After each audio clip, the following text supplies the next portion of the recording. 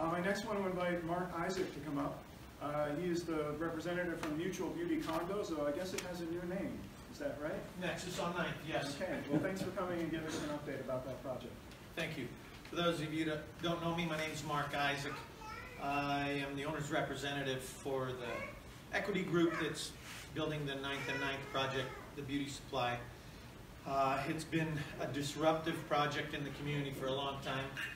I could go into some real good stories as to some delays. I'm not going to bore you with the details. Positive, we finished the road and got out of the road before the street festival, which was a real war for us. We had to call in a real big favor with the asphalt company. What had happened was we actually improved fire flow in the entire community. Fire flow was abysmal in the area to the point where there wasn't enough fire flow to put out fires in a lot of that 9th area, to be frank, and no one realized. Pardon? Explain what that is. It is the amount of water available and the velocity of the flow.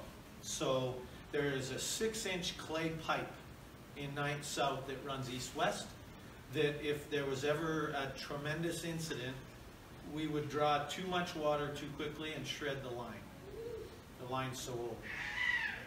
So what we did with our project, it was a requirement of the city, was we looped into a bigger, larger capacity line on the north side of 9th South and took it into Lincoln and then connected it into another line that's going to be a future feed. So we improved the fire flow in the entire area by linking some fire lines that had never been done before. What happened when we exposed the street and opened it up, well, the city hadn't seen inside that street in a long, long time, and there was a bunch of tombs, old vaults, old things, and the city asked us to remove them all. So we were in the street for about 10 days longer than we anticipated, but it's all improvements for the city. And then we hurried and buried the street, trying to get it up and complete, because school was going back in at Roland, at East, at Judge, and we knew how important it was. But the city inspectors weren't available that day, so we videotaped it and took pictures. Chris can speak very well to this because of his experience in construction. And the city didn't have inspectors, so they made us dig it all up, wash all the vaults, all the lines, all the nuts, all the thrust bolts, and re-inspect it. So we had to start all over again. So there was a couple things that happened in the street that took us a little bit longer than it should have, and so I was very thankful that we got it done in time for the 9th and 9th Street Festival. It was a big stress to us. We've closed the sidewalks today. We're tearing up the sidewalks both along Lincoln and along 9th right now, and what we're doing is we're actually adding 4 new street stalls along 9th South by removing the old concrete island and by removing the old driveway that served the beauty supply drive lane and into the parking field. So we're adding 4 new street stalls, and then we're widening Lincoln where the little bottleneck is, so it will accommodate two-way traffic at the stop sign, so that you don't have to wait for someone to come out of the intersection or vice versa. So we're doing a couple improvements.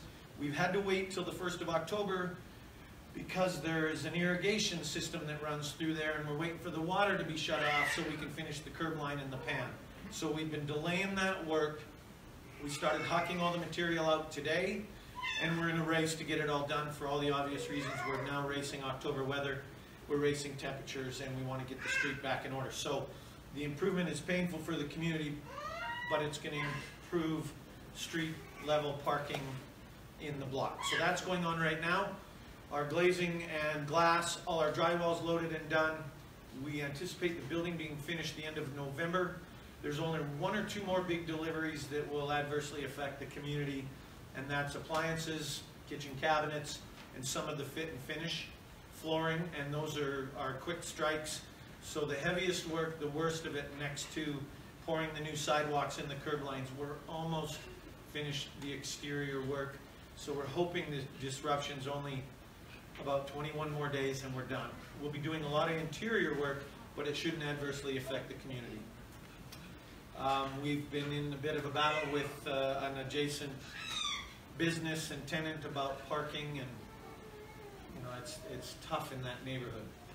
But we're one business and one group that is providing 28 parking stalls underneath and 8 new street stalls, and most of the businesses that are expanding or opening in 9th and 9th aren't doing any street stalls, aren't doing any improvements, aren't improving any of our infrastructure. So we're proud of the fact that we've had to carry our weight, and it'll be a better block when we're done. So the interest in the lease up, this is an interesting thing for the East Liberty community. There's only 28 units in there, and it's fascinating the age of the renter pool that's approached us, and it's on the waiting list. And almost, well, we've got 11 or 12 very active rental reservation wait list group.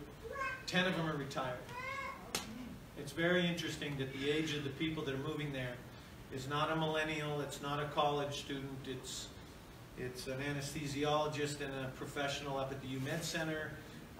Another one is an attorney downtown, and then a bunch of people that are in the retirement age. So it's been a little fascinating for us building multifamily and seeing what's happening.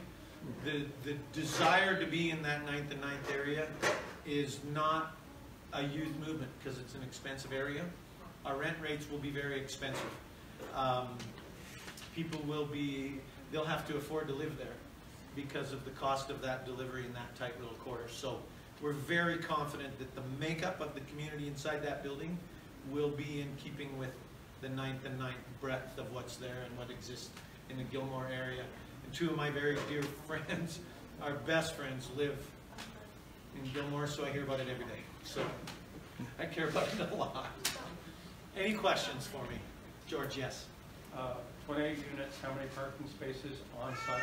28 on site, and they're small units. So the first couple that in line, their family, they're from LA, they're retired, and their grandchildren are here, and they may or may not even have a car. They said, we'll probably Uber and enjoy our grandchildren and our family. And so it's interesting. For those of you that don't know, I just built the Zeller in South Salt Lake on the streetcar line on 300 East.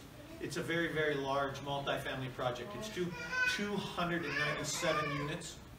We parked it at 1.5 per unit. We've rented about 145 units now, and we have so overparked that facility for the amount of people that actually have cars, because it's on the streetcar and they ride bikes. And a lot of these young professionals are Ubering in and out. They can Uber 20 bucks a day for 4 or 5 days a week, and it's cheaper than owning cars. And it's fascinating what's happening. We built a huge parking structure there. It was about $18,000 a stall. I think it was an $8 or $9 million parking structure. And I think of the 140 units we've rented, we only have 40 reserved stalls committed. Pretty fascinating that the demand and the vehicular demand isn't as great as it once was. I'm hoping that's the case for 9th and 9th. Do you have any details on the retail on the ground floor? We're not at liberty to say speak of the tenants. We let the tenants do their own announcements. It's just our business protocol, but it's spoken for. We're in lease language on the final tenant right now. We're not putting any food. We're not putting any kind of restaurant or deli or that type of service. That's a big parking demand, and so it's more ancillary, beneficial. One's a really, really cool.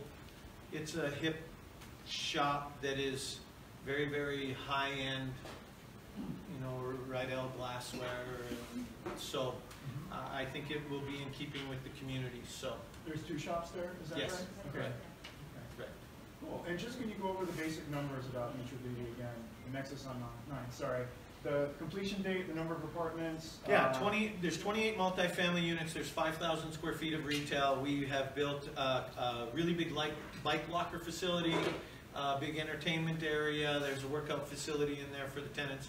There's 5 units that have actually back outdoor decks, big outdoor patios, and they kind of look over the candy store and look directly west, so you can't see them from any of the sides. And then the units that are adjacent to the neighbors on the south end, just on the end units are a couple balconies, but we limited balconies for there. And some of the units don't even have operational windows. They're traditional storefront glazing. 28 units, 5,000 square feet of retail, should be completely finished by the end of November. And then I'll come back one more time and let you know how we're doing and if there's any questions or concerns. But you all have my contact information. If people reach out to the East Liberty Community Council and have questions or concerns. For those of you that don't know, we put a bunch of the residents up in the Grand America and the Little America and bought them all dinner because we poured concrete all night. So we took a bunch, we offered all the neighbors in the area a night downtown and a dinner on us. And poured overnight. One night we had 50 concrete guys there, and we poured from midnight till 7 a.m.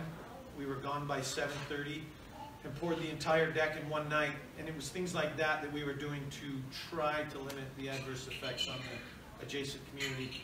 I hope we've been good neighbors and good stewards, because I live with you. I'm in this neighborhood. I represent guys out of Los Angeles, but this is my neighborhood too. So thank you all. Thank you, Mark. Thanks for coming.